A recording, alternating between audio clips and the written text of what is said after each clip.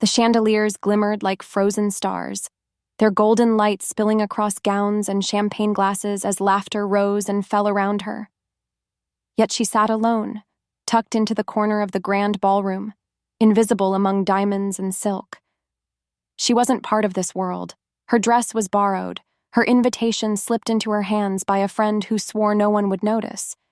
And no one did, until him. He wasn't just another guest at the gala. He was the man, the kind every magazine whispered about, the self-made millionaire who could buy and sell the room with a single call. Tall, composed, untouchable, and watching her. The crowd bent around him like he was gravity itself, yet his eyes never left her face. Her pulse stumbled. She told herself he was just curious, maybe amused at the girl who didn't belong. But when the music slowed, he crossed the marble floor without hesitation. He didn't ask her name. He didn't offer small talk. He leaned close, his voice low and certain, the kind that made the world fade into silence. "Please, hold my hands." The words shouldn't have meant anything. But in that moment, in the shadow of chandeliers and judgmental stares, they meant everything. Because once she touched him, her life, ordinary, fragile, safe, would never be the same.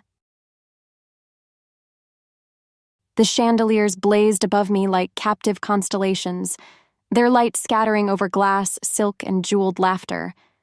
I sat alone at the far edge of the ballroom, pressed against a marble column as if I could fold myself into stone. The chair beneath me was velvet, softer than anything I'd owned, but my back stiffened with every flicker of attention that came too close. I shouldn't have been here, not in this world of polished smiles and champagne flutes that cost more than my rent. The invitation had belonged to Raylin. She'd slipped it into my hands with a grin and the words, "Just go, Clarine. Nobody will notice. Pretend you belong." Pretend. The word clung to me like perfume I hadn't chosen. My dress, borrowed from her too, was navy silk with a faint shimmer.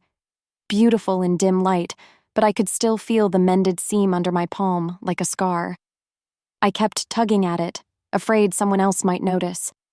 Everywhere around me, the wealthy moved like planets locked in their own orbits.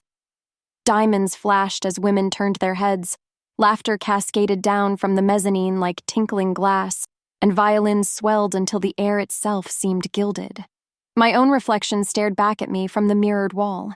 Dark hair pinned clumsily, makeup carefully but not professionally done, posture taut with the effort of invisibility. I sipped water instead of wine, tasting nothing but the metallic chill of nerves. Two men passed close enough for me to catch their words. "Who is she?" one murmured, amused. "Some charity case, no doubt," the other answered with a shrug. The words slid into me like ice water. I forced my shoulders straighter, forced my gaze to stay fixed on the crystal chandeliers, as if they were stars, and I could wish myself anywhere else. I told myself I would leave after the next song. Raylin wouldn't know, and I could escape into the rain waiting outside where the world didn't measure a person's worth by their gown or the shine of their shoes. But my legs refused to move. A part of me, a secret, reckless part, wanted to see what would happen if I stayed. That was when the ripple began. It started on the staircase, a hush like the air waiting before a storm. Heads turned. Conversations faltered. The orchestra's rhythm adjusted almost imperceptibly, bending toward a new center of gravity. And then I saw him.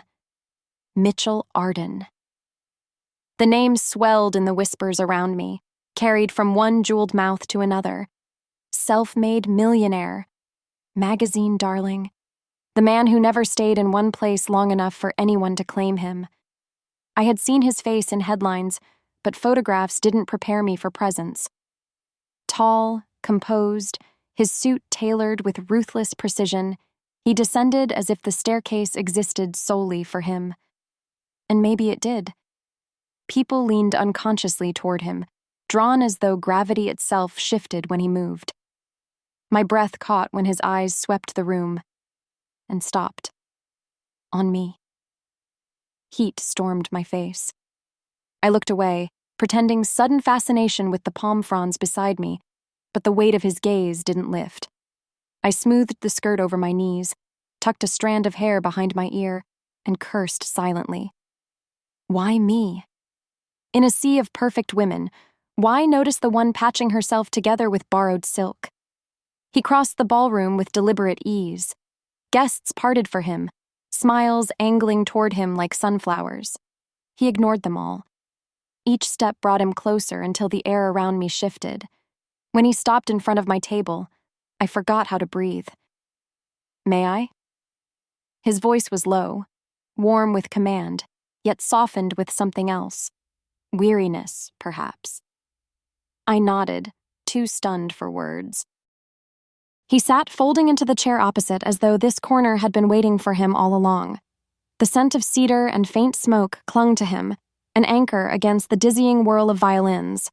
He regarded me not with the detached curiosity I'd expected, but with a quiet intensity that felt dangerously close to seeing. "You don't look like the others," he said at last. My laugh caught, nervous and brittle. "That's one way of saying I don't belong." "You belong more than most," he countered. His gaze flicked to the dance floor where couples spun in carefully practiced elegance. They've rehearsed their smiles, their words, their steps. You haven't. I clenched the stem of my water glass. "That's because I wasn't invited. My friend insisted. She thought I should try." Mitchell tilted his head, as if cataloging the tremor in my voice. "And now you're hiding." I swallowed. "Is it that obvious?" "To me." He paused, leaning closer, voice dropping to a near whisper. "I notice what others ignore. It's why I've survived this long." The candor unsettled me. This was a man the world called ruthless, untouchable. Yet here he was, speaking to me like a confidant. The air between us thickened with something unnamed. I placed my hand lightly on the table, not touching his, but close enough to feel the magnetic pull of proximity. The violins shifted into a slower melody. Laughter splintered around us. Somewhere in the crowd a camera flashed. Mitchell's eyes returned to mine, steady, unflinching. And then he did something no headline had ever prepared me for. He turned his palm upward, a quiet offering across the linen. His voice, when it came, held no arrogance, only a plea carved from silence. "Please," he murmured, "hold my hands." The room receded, the chandeliers dimming, the laughter thinning into nothing but distant echoes. All that remained was his outstretched hand and the impossible choice quivering in my chest. Would I take it? Would I let this man, the man who could buy and sell everything in sight, pull me out of invisibility? Viewers, tell me, would you take a stranger's hand if it meant changing your life forever? Clarine did not take the hand at once.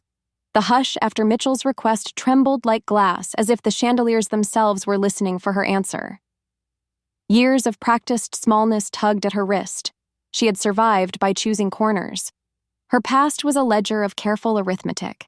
A father missing from the pages, a mother who traded sleep for wages and left encouragement on sticky notes that browned at the edges. When illness ended those notes, the apartment kept its habit of quiet.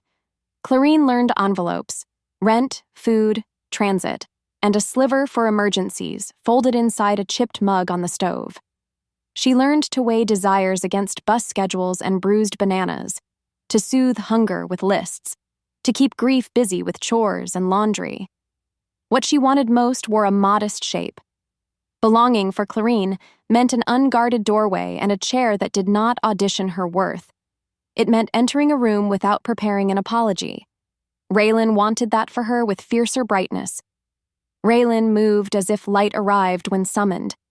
She pressed the invitation into Clarine's palm and declared it a beginning. Clarine accepted because hope is sometimes obedience to a friend's certainty. Mitchell kept his palm open on the linen with the patience of a man who knew haste was expensive. The room preferred its legend. Mitchell the decisive, unassailable, the millionaire whose attention was a currency. He had mastered distance so thoroughly that intimacy forgot his address. He could summon meetings with a glance and pass whole seasons without an unbartered confession. He saw Clarine because she did not arrange herself for his gaze. While others calibrated sparkle and proximity, she tried to occupy as little air as possible. The sight steadied him. He recognized an honesty that had not been coached. That was why he did not withdraw the invitation.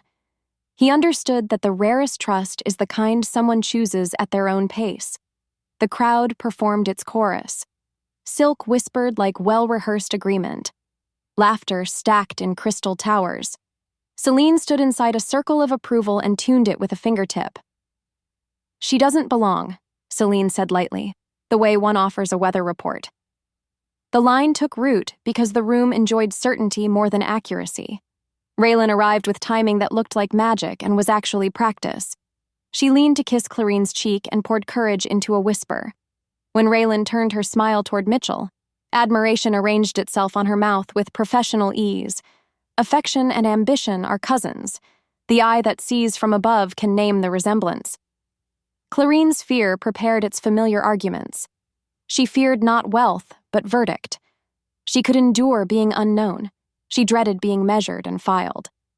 The phrases that softened into air around her, charity case, out of place, not our kind, were old companions wearing new sequins. They pricked and moved on, leaving her posture to absorb the sting until her shoulders remembered iron. Mitchell's loneliness had the clarity of architecture.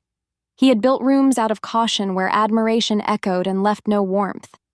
He did not confuse applause with safety or access with love. He spent candor as other men spent tips, sparingly and with attention. "You haven't rehearsed," he had told Clarine, not as reproach but esteem. In a place that rewarded choreography, he valued the unscripted. The orchestra altered its heartbeat, and curiosity leaned in from the mezzanine. Clarine remembered winters when the radiator clicked like an anxious metronome. She remembered counting coins, then counting breaths, then counting the steps to the stoop because numbers were less frightening than silence. She washed a single good dress in the sink and hung it in the hall, as if courage might drip with the water. Smallness had been a sanctuary until it began to feel like a cell.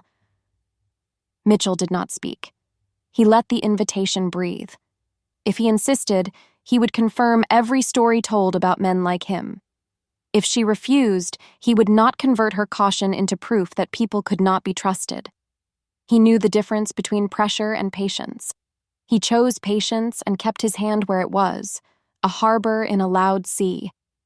Patience is a language few rooms like this understand, yet it was the only one that honored both of them and the risk unfolding between their joined futures. Under the tablecloth, the stakes glowed like pilot lights. Clarine wanted belonging without self-erasure. Mitchell wanted trust without purchase. Each desire required the other to be possible. Neither could be compelled. The decision would alter more than the evening. It would redraw two private maps and the paths between them. Clarine inhaled using the method her mother taught for fear and deadlines. 1 to steady, 2 to soften, 3 to choose. She thought about giving her corners back to the shadows. She thought about the seam in her dress as a sentence from a longer story.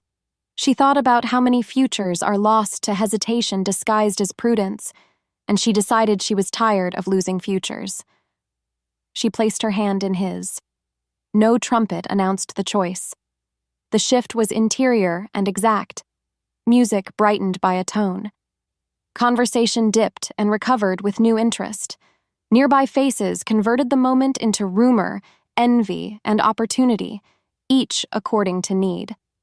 Celine's eyes hardened, then glittered with strategy. Raylan's smile deepened. Pride displayed over something private and withheld. Mitchell's shoulders lowered by a fraction. Clarine's spine unlatched from the column and learned ease. They stood. The crowd made way with the pretense of accident. They did not hurry. They allowed the room to surrender at its own pace. Clarine's first steps were careful, then certain. Mitchell guided as one who believed guiding is a form of listening. Their joined hands drew a circle neither had entered for years. Trust began like weather, hard to name while it gathers, undeniable once it does. Belonging answered, not with applause, but with breath, the first that did not ask permission. The first steps were small. A cautious grammar the room pretended not to study. Clarine's hand lay in Mitchell's, her other hand testing his shoulder like water. The orchestra lengthened the measure, granting privacy in plain sight. They began to turn. Whispers rose like steam from polished stone, judgments disguised as curiosity.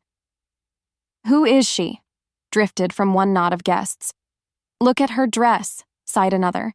"He's generous with strays." Wealth trimmed its cruelty into elegance, but it remained cruelty. Celine watched from the edge, amused and alert, a cat before a closed door. Her smile was beautiful and tired. She had seen this scene 100 times, never with a girl who did not know the choreography. Raylan hovered near the orchids, bright with pride, protective and calculating in the same breath, startled by how quickly the evening had obeyed a possibility she had only dared to tease. Clarine heard enough to draw old instincts toward the exit. She had survived by leaving early. The ballroom's light made a mirror of the floor. In it, she saw the thin seam at her rib and the straight line of her spine. She lifted her chin.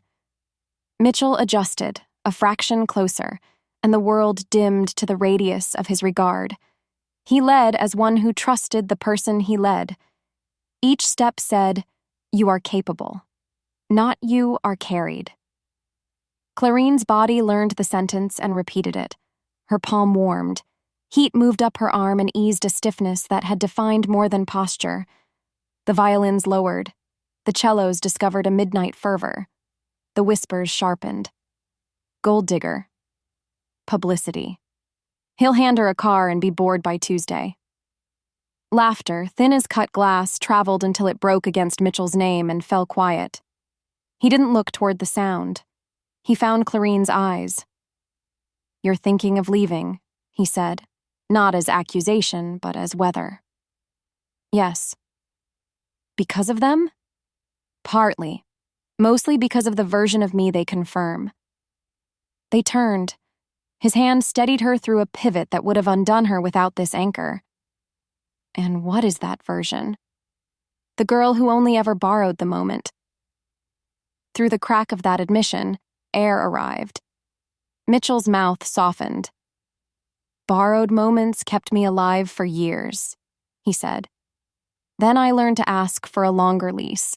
They moved through a corridor of notice. When his hand touched the small of her back, it was not possessive. It was conversational. "This way, if you choose." The exit traced itself along the perimeter, an elegant escape. She could leave with dignity, turn the night into anecdote. And yet the pull remained, not toward Mitchell's fortune, but toward the rhythm they were writing together. "Stay," he said quietly. It was not plea and not command. Behind the word, something steadied, fear, perhaps, or memory, an urgency without heat. "Why?" He hesitated, which made the truth visible. His fingers tightened and released, a signal he would have hidden from everyone else. "Because I need you near me tonight." The ballroom registered the sentence as romance. It was not only that. Clarine felt the other current, concern threaded with strategy, compassion braided with caution. She recognized the shape from a lifetime of reading rooms for exits and strangers for temperature. "Need," she repeated. "For what?" "For presence," Mitchell said. His voice steadied. "For the calm you carry. For the way you don't perform the moment. Someone here prefers me surrounded by performance." He did not name Celine. He named no one. He left the sentence spare, an invitation to trust rather than gossip. They continued to dance. The room leaned harder. The decision returned like a tide. She imagined stepping away, hands separating with the polite finality strangers practice. She imagined the relief of anonymity, the vanishing she knew too well. She imagined, too, the loss, a small, clean cut that would keep weeping. "Stay," he said again, and something old in his voice uncoiled, something that remembered not being chosen. Clarine decided in the privacy of breath. "I'll stay." Mitchell's exhale shortened. The next turn found a fluency between them that could not be faked. Eyes that had been collecting scandal lost interest. Eyes that collected beauty stayed. Celine's attention sharpened. She felt a door she preferred to control swing without her hand. Raylan's smile trembled with triumph and warning. The orchestra swelled. Clarine noticed how carefully Mitchell avoided the press of other couples, how he buffered her from a jutting elbow, how he timed their turns to catch the music where it was kindest. The thought came uninvited. He has not asked anyone for this in a very long time. He answered aloud, as if reading her. I haven't asked anyone for such closeness in years. There it was, the romantic spark, unornamented and sincere. It held history and confessed without spectacle. Around them, the room revised its narrative like stenographers scrubbing a line. Why me? Clarine asked, needing a reason that did not make her small. Because your presence does not ask to be witnessed, he said. It steadies me in a way applause never could. They completed the figure, then another. Heat spread where nerves had lived. The whispers lost vocabulary. At the edge of the floor, a doorway brightened. Not the exit, but a future. A conversation beyond music. A secret Mitchell had not yet named. A test of what staying would cost. Clarine saw it and did not look away. The dance ended to polite applause that felt like an afterthought. They did not separate immediately. The pause lasted a heartbeat longer than decorum. It was enough to choose the next page. Walk with me, Mitchell said. Only if we're honest, Clarine replied. We will be, he promised, and led her toward the doorway the night had just opened. Behind them, Celine's circle reassembled, gossip cooling into calculation. Ahead, the corridor smelled of lilies and rain, and the night shifted on its hinges. They left the corridor of lilies and entered a quieter wing where the Gala spilled into terraces washed in city wind. Between songs, the orchestra caught its breath, and so did Clarine and Mitchell, standing in the hush that follows a brave decision. A small laugh slipped from her, unplanned, bright, the kind that unthreads a careful mask. Mitchell's posture changed by a shade. The steel in his shoulders learned a fraction of softness.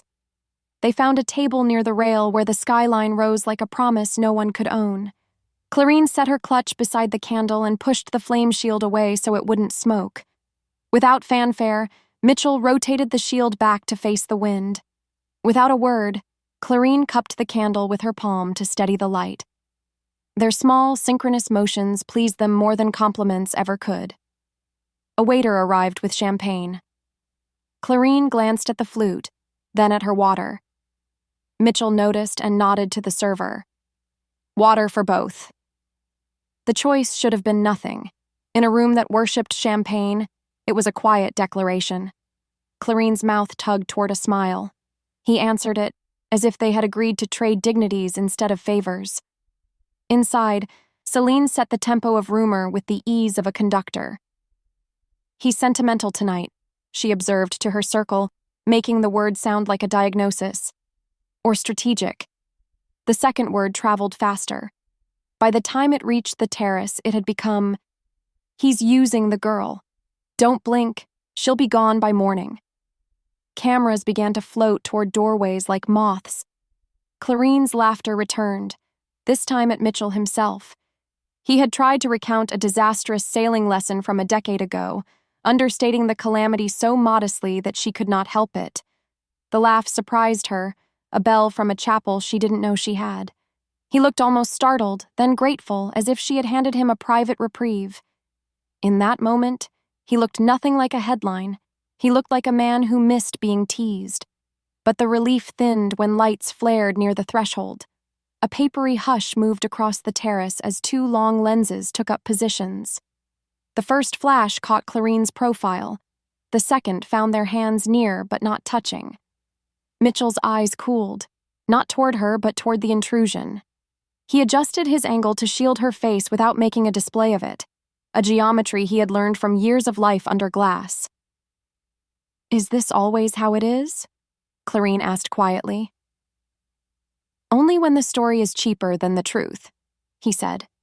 He kept his voice warm, but a seam of fatigue ran through it, clean and old. Inside, Celine supplied the next stanza. He doesn't hold hands without a reason, she told her admirers, smiling softly, as if she regretted the reality she was manufacturing. No one survives him unless they're already part of the plan. She didn't need to say which plan. The room happily guessed. Acquisition, merger, distraction, revenge. Anything except tenderness. Raylan threaded through a knot of guests, intercepting a pair of murmurs before they hardened. She's decent, she told a journalist with a silver pen. And no, she isn't for sale.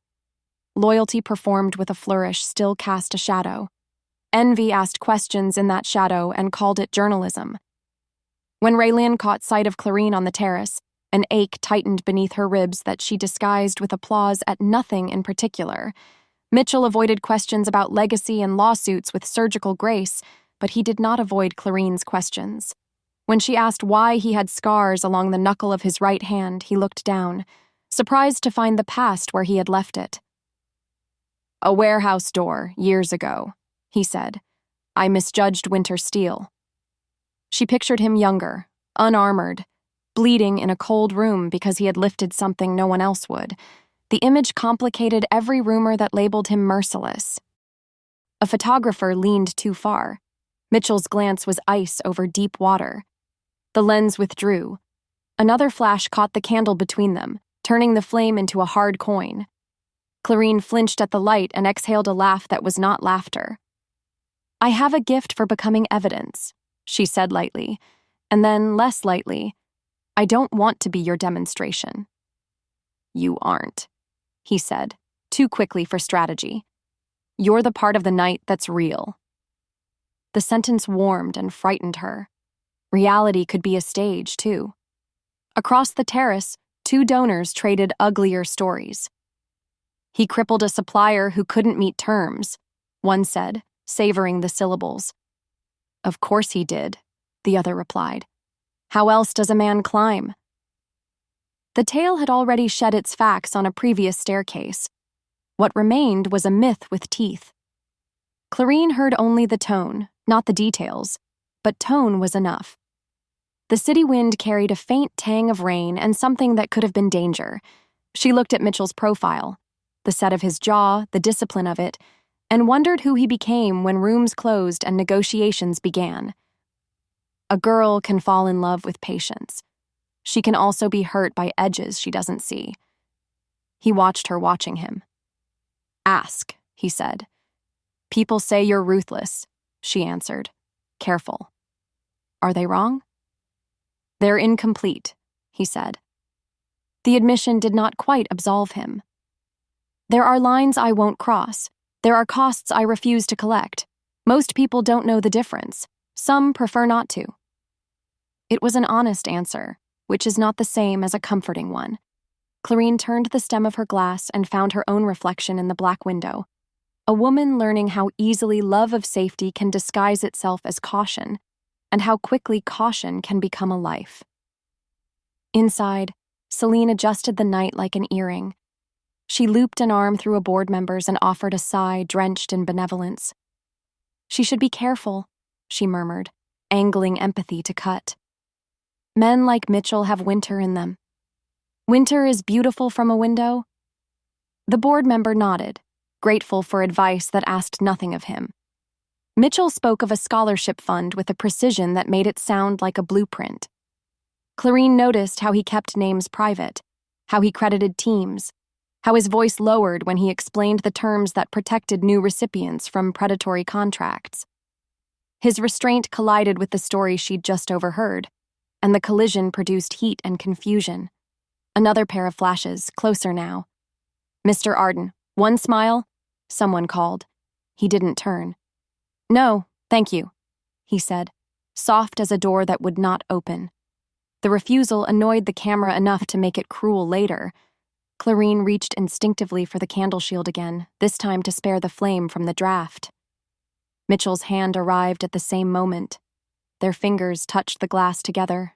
The candle steadied. Clarine smiled, despite herself. You notice small things, she said. They are usually where the large things begin, he replied. A violin inside made a bright mistake and forgave itself. The terrace thinned. In the lull, Mitchell glanced toward the ballroom, then back to Clarine. A question rose and died behind his teeth. He was not yet ready to let her see it. He was not yet ready to speak a name that would set the night on rails. Clarine felt the unsaid as clearly as if he had carved it in the table. She folded the moment closed and placed it carefully aside. With care came fear. With fear, the old exit returned. Was she temporary? Was she solace? Was she a beautiful pause before the story resumed without her? The city blew their candle almost out. Together, they sheltered it again. Mid-story reflection for viewers. If you were Clarine, would you leave now to protect your heart? Or risk the rumor, the flash, and the unknown to see what truth survives? Tell us your choice, and why. They stood to return inside. From the doorway, Selene met them with a smile so gentle it could bruise. Mitchell, she said, like a toast. Clarine. She pronounced the name as if she had known it longer than Clarine had owned it. The photographers are anxious. The paper wants a statement. She didn't ask permission. She delivered expectation. Mitchell's reply was civil. They can wait. Can they? Selene asked, as if curious. Her eyes said no. Raylan arrived like a lantern, breathless, cheeks bright. They're sharpening questions, she warned under the music. Keep close. The instruction was for Clarine, but her gaze flicked to Mitchell with the daring of someone who had decided the stakes were worth the bruise. They moved together into the light. The orchestra gathered its confidence. The terrace door sighed shut behind them, trapping the night outside with its secrets. Clarine felt the rumor's teeth in the floorboards and the camera's impatience in the air. Beside her, Mitchell carried a burden he would not yet name. Ahead, the dance floor waited, bright as an interrogation and tender as a vow, depending on who dared to lead. They did not return to the dance floor. Mitchell guided Clarine down a side corridor where the music thinned and the carpet swallowed footsteps. The air cooled. The orchids gave way to framed cityscapes, glass catching glints of lightning far off. He stopped before a narrow door the staff used and waited a heartbeat, as if asking the night for permission. Then he opened it onto a discreet lounge lit by lamps with shades the color of tea. No one else was there. The noise of the gala flattened to a faraway hush. Clarine sat on the end of a leather sofa and folded her hands, suddenly aware of how quiet her pulse had become in his company and how quickly it could rattle again. Mitchell remained standing, looking like a man negotiating with an invisible tide. "This isn't a night party for me," he said, skipping the cushion of charm. "It looks like one because everyone prefers a prettier story." Clarine watched him undo his cuff and refasten it, a small, precise ritual. "What story is true?" He met her eyes. "I'm being hunted in daylight. Not by police, by people who wear smiles and wait for the smallest rumor to turn into leverage." A humorless breath. "They think I'll fracture if pressed from enough angles." She thought of the flashes, the tight smiles, the way Celine's voice could turn silk into wire. Why?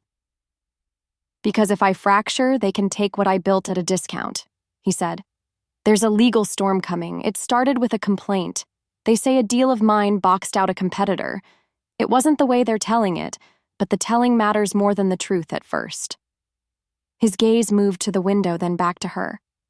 "Everyone out there is choosing sides before the facts get oxygen." Clarine's breath hooked. "And inviting me into the ballroom, asking me to hold your hands, puts me on a side I don't understand." "It does," he said, honest as a door that does not stick, "which is why I didn't ask lightly." He took 2 steps closer and sat, leaving a respectful span of cushion between them. "Your presence changes the picture. Predators hesitate when a man looks less isolated, less cornered. They second-guess a strike if it might splash someone who isn't playing the game." The quiet absorbed the admission. A long lens had followed her here in shadow, she felt. The thought made the back of her neck tighten. You needed a shield. Mitchell's mouth softened and then steadied. I needed the truth to have a witness, he said. A shield, if you like, but not a prop. You're the first person I've seen tonight who didn't rehearse her face. I wanted that near me. I wanted it recorded in memory, if nothing else. She studied him. The lines of fatigue that expensive suits cannot press out. You could have asked anyone. There are women who train for this. I know, he said softly. Their hands tremble in the wrong way. He looked at hers. Hers were still, folded lightly, a habit learned in waiting rooms and checkout lines. When I asked you to hold my hands, you paused like someone measuring a bridge. Not the status, not the cameras, the cost to your life. That's the pause I trust. Lightning lifted in the far glass like a ghostly applause. Clarine felt the room tilt, not with glamour, but with consequence. If I stay close to you, she said carefully, whatever hunts you may decide, I'm easy prey. They might, he said. They will try first with ink and light. If that fails, they send whispers dressed as concern. If that fails, they look for something true, but tilted. They are tireless and bored, which is a dangerous combination. Then I should walk away. Her voice frayed and held. I am not made for battles fought with invitations and headlines. He did not flinch. I won't stop you, he said. To keep you would be another kind of hunting. She let the sentence sit between them until its heat faded and its shape remained. Why tell me at all? She asked. You could have kept the illusion. Let me believe tonight was only music. Because illusions waste good people, he answered. Because if you stayed under the varnish and I used you, I'd become the story they prefer. A small, almost invisible admission. And because I am tired of being alone in rooms where I'm surrounded. The ache in the last word reached her, a sound under the sound. Clarine felt an answering ache rise. It wore the shape of her mother's old kitchen clock, of evenings spent counting minutes to make them mean something. She wanted to fill the space with kindness, and also to protect herself from its gravity. Her mind unrolled consequences with painful clarity. A job where colleagues would share links with pity, neighbors swallowing headlines before they swallowed food, Raylan spinning hope into caution and back again, Celine sharpening kindness into a stiletto. If I stay, Clarine said, I become a story they tell without me. If I leave, I confirm the version where I was never more than a pretty scene change. Mitchell listened the way a first responder listens to breathing. There is a third version, he said. You stay on your terms. You tell me where the line is. You walk away the minute I cross it. Would you let me? She didn't ask to test him. She asked to save herself later. Yes, he said without flourish. I'd rather lose you to a boundary than keep you by a bruise. Wind touched the window and drew a faint whine from the frame. Clarine imagined the terrace, the candle, the way their fingers had steadied the glass together. She let the image weigh as much as the risks. You asked me to hold your hands, she said slowly. Why those words? His answering smile was small and unarmored. Because I haven't asked anyone for such closeness in years, he said. Because tonight, all the hands that reached for me shook with greed, or calculation, or pity. I needed hands that didn't tremble for what they could take. The confession rang through her like a quiet bell. It had the ordinary courage of truth spoken before it could be prettied. Clarine's fear did not vanish, but it changed temperature. She saw the fight ahead. Not only cameras, not only Celine's composed malice, but the slow corrosion of doubt that would visit her at night and ask why she imagined she mattered. What do you want from me now? She asked. To stand beside me when I tell the room I won't be blackmailed by rumor, he said. To remind me, if I forget, what matters. To leave if I turn this into theater. To keep your life intact, even if mine goes loud. Those are 4 different wants, she said, a tremulous attempt at wit. They are the same, he said. They spell out trust. A pulse of voices swelled beyond the door. The gala gathered itself for a speech someone else would give. Clarine pictured Celine's circle calculating timing, Raylan's eyes burning with warning and hope. She thought of the girl who practiced smallness to stay safe, and of the woman who had stepped out anyway. Midpoint reflection for viewers. If you were Clarine, would you stand with Mitchell now, knowing the scandal and the hunters, or step back to protect your name? Drop your choice and why. Your perspective might help someone who's standing at their own hinge. Clarine rose. Her knees felt the tremor her hands refused. She looked down at him and found no plea there, only readiness. "If I stay," she said, "we do this clean. No choreography, no borrowed smiles." "Clean," he agreed, standing, "even if it costs us applause." He offered his hand again, not as a summons, but as a question. She placed hers in it, not as surrender, but as answer. Together they faced the door, humming with curated light. The handle was cool. The corridor beyond glowed like a test. They stepped forward into a world that preferred simple stories, carrying a complicated truth between their joined fingers. It happened quickly, as betrayals do, too polished, too prepared. The speech ended, applause rolled. Clarine and Mitchell stepped from the corridor into a camera's bright gasp, not knowing the night had chosen for them. Phones bloomed like pale flowers. A headline leapt across screens. Gold digger, plant, arrangement. Beside it, a photograph, Clarine's hand near Mitchell's on the terrace, candle between them like a coin. Mitchell's jaw hardened. Clarine felt the change through his sleeve.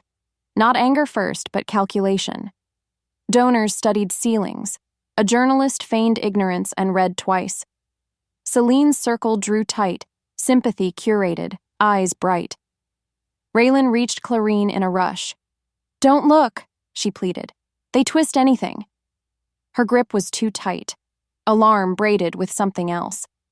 Mitchell's phone hummed. He checked, then looked at Clarine, and doubt flickered, testing a door he had promised to leave open. "Who sent the invitation?" a voice asked behind the cameras, casual and lethal. "Me," Raylan said too fast. "I'm her closest friend." The blog updated before the orchestra found its next song. Exclusive source confirms coordinated debut ticket via connections. Quotes had edges that sounded like rooms Clarine knew. She turned to Raylan, stomach cold. "What did you tell them?" "Nothing," Raylan said, smile brittle. "You think I'd..." "Clarine, I would never." Her gaze skittered, then landed, as if a promise had just come due. Mitchell's advisors appeared, interposing bodies as if they'd practiced the geometry. "Sir," one murmured, "we recommend space. Optics are compromised. We'll issue a statement." The word statement slid between two people who had only just learned to breathe the same air. Clarine kept her voice steady. "I didn't talk to them. I don't know them." Mitchell held her gaze. Exhaustion, pressure, and the bruise of having believed crowded his eyes. "I want to believe you," he said. It was the "I want" that damaged. "Then do," she said. More flashes. The rumor laundered into objectivity. Someone supplied a cropped text. "Make sure I'm seen." It looked like hers. It wasn't. She had texted Raylan, "I'm trying not to hide. Make sure I'm seen by you." The crop stripped the heart and left the hunger. "Clarine," Mitchell said, her name like a closing door. "I need to handle this. Alone." Not accusation. Distance, precise and practiced. Security shifted. Choreography resumed without her. The hand that had steadied her fell to his side like a decision. Raylan swallowed. "Clarine, I swear." "Did you sell it?" Clarine asked. She did not raise her voice. Raylan's mouth opened, closed. A friend of a friend asked questions. "I thought if I shaped it, I could protect you. I needed a byline to pay rent." Shame and practicality wrestled in her eyes. "I didn't think they'd cut it like this." The orchestra chose a waltz, as if tempo could overwrite harm. Celine approached with a grief-soft smile. Unpleasant for everyone, she murmured. The press can be unkind. Best to slip out a side door, for your sake.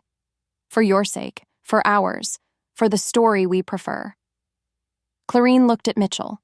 He was already conferring with counsel, jaw iron, hand-drawing quiet commands. He didn't look back. Perhaps he could not bear it. Perhaps he had been taught that to look back is to be dragged under. Humiliation bloomed. She saw herself as the headline wanted her, the girl in borrowed silk who reached above her station. She pressed her palm to her clutch to stop the tremor. She would not beg rooms to be kind. Mitchell pivoted at last, eyes guarded. I'll call when this settles. When truth matters again? She asked. His flinch was small, honest. When I can see it through the noise. She nodded. Dignities remained even while other things were taken. I hope you do. She left without escort, past lilies that now smelled like hospitals, down the corridor that had felt like possibility an hour earlier. A guard, trying to be kind, opened a service stair. Her heels counted the steps, like regrets. In the loading bay, rain stitched silver into night. She breathed uncurated air. Her phone shook. Colleagues, neighbors, numbers she didn't know. The cropped text had already found her inbox, captioned with wolves. She typed to Mitchell and deleted. She typed to Raylan and didn't. Above, the orchestra found triumphant brass, which felt like a violation of weather. On the sidewalk, a single photographer had made the same calculation she had. Clarine, he called, not unkindly. One comment. Did you plan this? She looked into a lens that reflected only light. No, she said. I planned to be brave. It didn't hold. He lowered the camera, surprised. That's a line. It's a truth, she answered, and walked, rain flattening her hair into something real. By the corner, she had made a decision with the steadiness of someone tired of being revised. She would not belong to this world, by invitation, rumor, or the hunger of headlines. She would take back her corners and make them rooms, not cells. She would forgive herself for believing and for wanting, but she would not wait by a phone for absolution dressed as strategy. The night accepted her vow without ceremony. Taxis hissed, haloed and wet. Somewhere Celine lifted a glass. Somewhere Mitchell stared at a wall until exhaustion blinked first. Clarine pressed the borrowed clutch to her chest, as if she could return the dress and also the evening and turn toward the train, the city making no promises, which for once felt like kindness. On the platform, she chose the end of the bench and folded into quiet. A draft smelled of rust and rain. A busker's violin stitched mercy through the noise. She drafted a message to her late mother in the Notes app. Sorry, then backspaced until nothing remained. The train roared in like a verdict. Clarine rose. She would go home, unzip the dress, and hang it like a flag. In the morning, she would look for smaller, steady lights she could keep. Mitchell did not sleep. After the ballroom fractured, he buried himself in the war room his advisors preferred, a quiet suite with a whiteboard, cooled coffee, and screens that refreshed like tides. Statements were drafted, softened, sharpened. None repaired what mattered. He kept seeing Clarine's face as she stepped into the rain, and his own failure when he let the door close between them. A junior analyst, gray with fatigue, cleared his throat. We traced the first upload, he said. Not the gossip account, the seed. He projected an invoice, a payment routed through shells, then landing in Raylan's name. Attached, the cropped text that had cut Clarine from her context. Metadata told a plain truth. Time-stamped, edited, sold. The room quieted. Mitchell felt heat climb his neck. Rage arrived, crisp as ice, and then shame, heavier because it was earned. He had doubted the only person who offered him honesty with empty hands. Stand down on the distancing memo, he said. We will not smear Clarine to survive a rumor. Sir, an advisor began. Optics? Truth, Mitchell answered, and the room remembered who he was when he chose a line. He left before anyone could follow, took the stairs to bleed the adrenaline, and crossed the sleeping lobby like a man wading against current. Outside, the city still wore its wet. He ordered the car, then canceled it, and flagged a cab the old way. Clarine's neighborhood was a geometry of modest lights and tired stoops.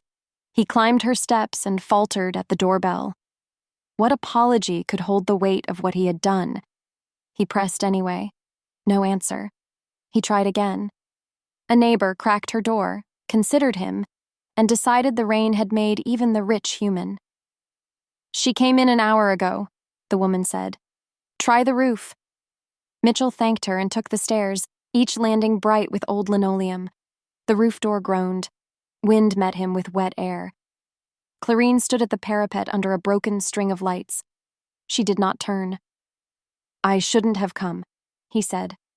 "I told myself the same thing," she answered. "And then I kept standing here." He stopped a respectful distance away. They found the source. It was Raylan. The crop, the spin, the timing. She sold the first piece.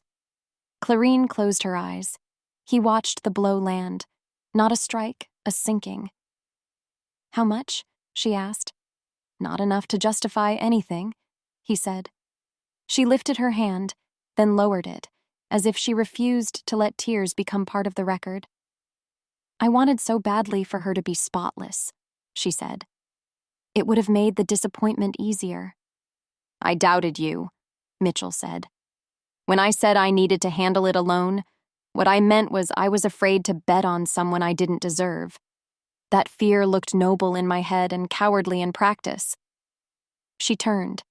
The wind had rearranged her hair into something truer than the Gala had allowed.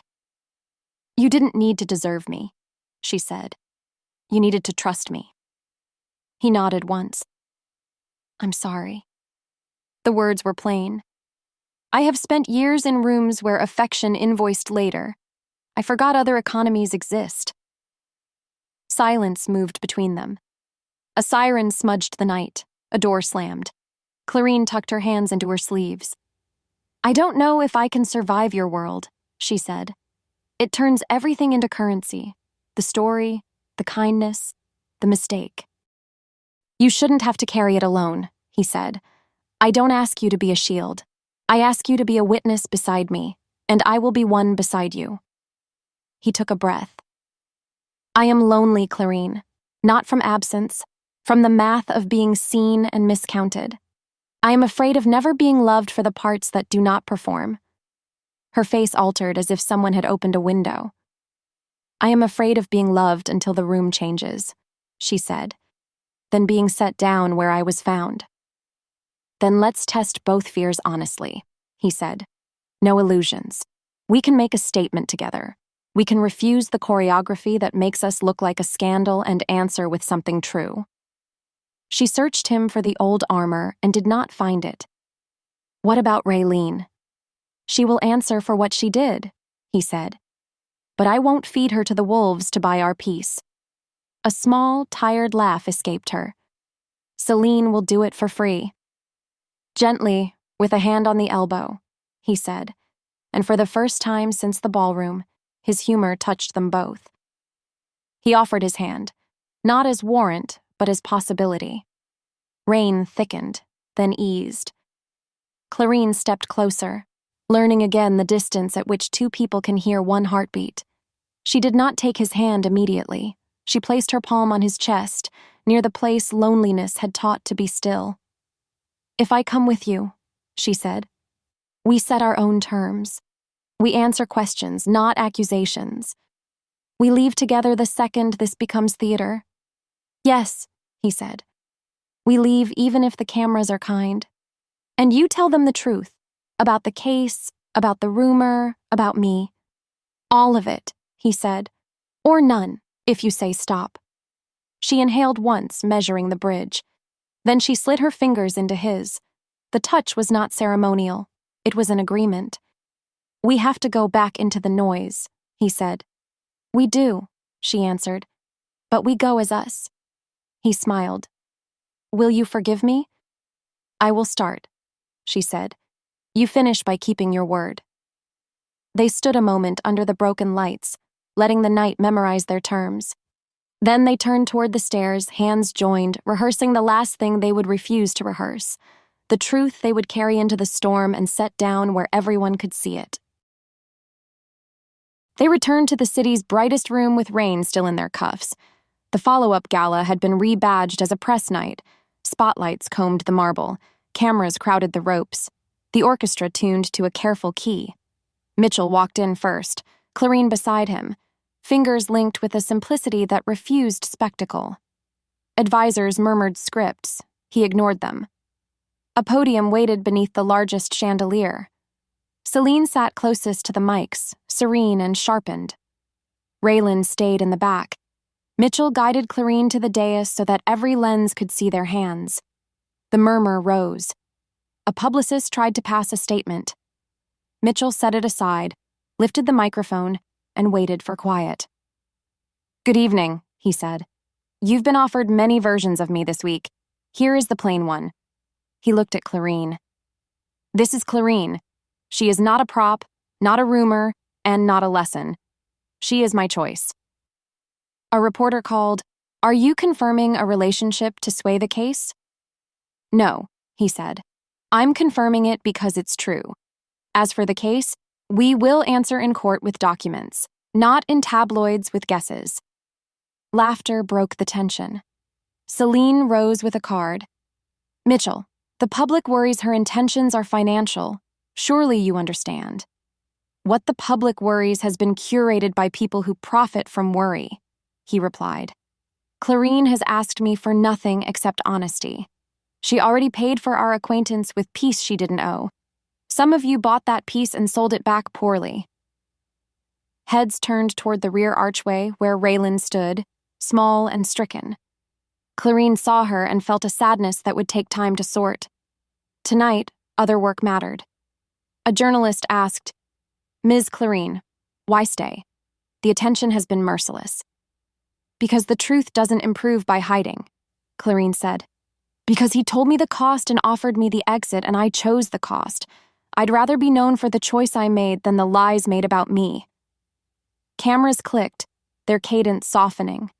Another voice, sharper. "Ms. Clarine, what do you do for work? People assume the worst." "I work reception at a community clinic," she said. "I learn names, not net worth. I go home on the bus. None of that makes me noble. It just makes me real. If you're looking for a plot, I'm the wrong genre." A veteran columnist raised a brow. "Mr. Arden, are you underwriting her?" "No," Mitchell said. "I'm listening to her. It turns out listening is harder to fake than money." He let the line breathe, then added, "And before anyone suggests a makeover, she keeps her own life. If our worlds meet, it will be at the place where respect fits both." A murmur of approval moved like a tide against the steps. Even skeptics recognized the grammar of boundaries spoken aloud. It was noted. Mitchell squeezed her hand, gratitude traveling skin to skin. He faced the room again. "We're not here to audition for sainthood. We will disappoint you again, though I'll try not to tonight. We won't pretend for comfort." Celine made one last play. She lifted a tablet and threw a photograph on the ballroom screen. Clarine on the rooftop, wind in her hair. Mitchell approaching from the shadows. The angle implied secrecy. The caption claimed an anonymous neighbor. "Doesn't this undercut tonight's sincerity?" Celine asked. "Private negotiation before public vows?" "That is the first honest image you've shown," Mitchell said. "It caught me apologizing and her deciding whether to forgive. If you want scandal, try compassion. A man admitted fear. A woman heard him." The picture lost its poison. Questions returned, narrower, timeline, process, next steps. Mitchell answered what he could and declined what he must. Asked about Raylan, he said, "We all make bargains we regret. I've made worse. She will repair in private." Across the room, Raylan exhaled like a door finally closing. The moderator gestured to the orchestra. "One number, then we spare you." The conductor chose something slow and unadorned. Mitchell looked to Clarine. She nodded. They stepped off the dais into the same light where rumor had first written them. They danced, Not to perform, but to keep faith with their terms. Clarine's laughter returned and undid Mitchell more thoroughly than any attack had. He leaned close, forehead almost touching hers. "I love you," he said, simple as yes. "Not for optics. For the way you steadied a flame we didn't owe the wind." She answered so only he could hear. "I love you. For asking my hand like a person asks for shelter." The music widened. When it ended, they did not separate immediately. The pause wrote its own headline. Mitchell returned to the mic. "We'll leave you with this," he said. "A truth costs what it costs. We've decided to pay in full." He lifted their joined hands. It was ceremony and ordinary life at once. It announced nothing new. It verified what they had been doing quietly for 10 days. Celine, conceding, closed her tablet. Her power had always been the room's hunger. Tonight, the room ate something else. She offered Clarine a small nod. Defeat made disciplined. Raylin edged closer, but not to the stage. Clarine met her gaze and gave one careful nod. Not absolution, not exile. A marker at the start of repair. The moderator thanked the press. Flashbulbs softened. The ropes opened. Mitchell and Clarine walked the aisle as questions thinned into murmurs. At the door, he paused. "Ready to go home?" "Yes," she said. "Let's take the long way and tell the small truths." They stepped into rinsed air. The city did not cheer. It yielded. Behind them, headlines recalculated. Ahead, ordinary light waited over sidewalks and soup shops and a morning that would not require defense. Their hands did not loosen. Their steps found the unchoreographed time lovers keep when they choose each other after the crowd is gone. I used to measure my days in deals closed and fires contained. After the press night, I began measuring them in quieter units. The steadiness of Clarine's breathing when she fell asleep with a book on her chest. The lemon candy she left on my desk. The relief of saying exactly what I meant and discovering the ceiling did not fall. I stayed powerful and, somehow, became tender without losing my grip on either. The city recalibrated. Headlines shrank from certainty to updates that sounded like apologies. Celine pivoted with professional grace and sent a note. "Rooms fill with whatever we feed them. May yours fill with better." I sent orchids. As for Raylin, I asked counsel to stop the rumor mill. She met Clarine in a cafe. Clarine returned with red eyes and a receipt for a donation Raylin had made. "She'll spend a year fixing what she broke," Clarine said. I chose to let repair be slow and private. Work resumed its appetite. The case marched along. Facts are patient. My board learned to speak about truth. Somewhere in there, I stopped mistaking loneliness for independence.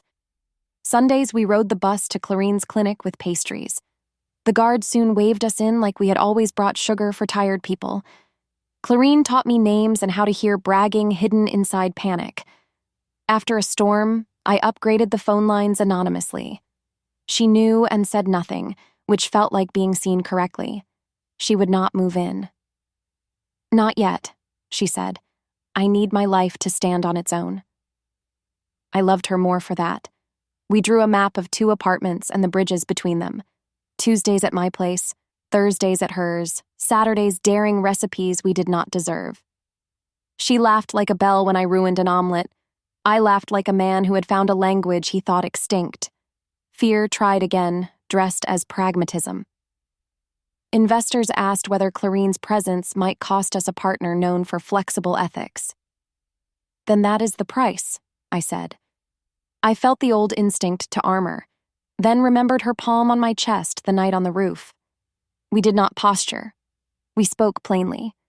The contract stayed, and so did my spine. She grew in the light that used to sting. At a small benefit, no cameras, I watched the room edit its expectations. People arrived curious and left respectful. Clarine shook hands as if hands had stories. Later, she sent notes thanking donors for the porch, the coach, the neighbor who opened a kitchen at midnight. Influence, I learned, can look like remembering.